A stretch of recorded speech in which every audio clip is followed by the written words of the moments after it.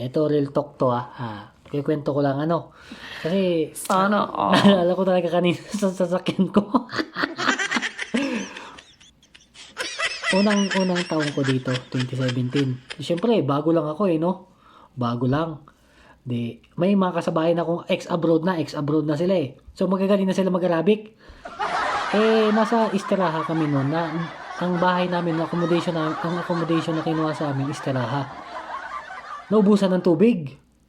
Siyempre, hindi ako marunong hindi ako marunong mag-Arabic Di sumama ako dun sa kasama ko, si Marlon. Sabi niya, akong bahala, alam ko, walang problema, hanap tayo ng nagdi-deliver ng tubig.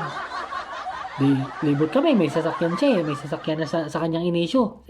Ako, nakiangkas lang ako sa sasakyan niya kasi, wala pa naman ako sasakyan nun libot kami dun sa Delia yung namin Tapos may nakita siyang ang haba-habang trailer na kala mo tubig talaga. Tubig ang dala. Di nakipag-usap siya. Sabi ko, bahala ka dyan kasi marunong ka na mag-Arabic. Hindi ako marunong mag-Arabic. Kakarating ko lang. Ilang araw pa lang ako dito. Sabi niya, akong bahala. Alam ko na yan. Malum.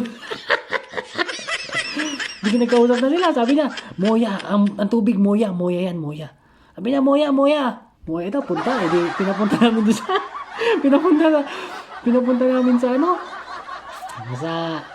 accommodation. Pagdating doon sa accommodation, hindi pala Moya yun. Si Puso Negro pala yung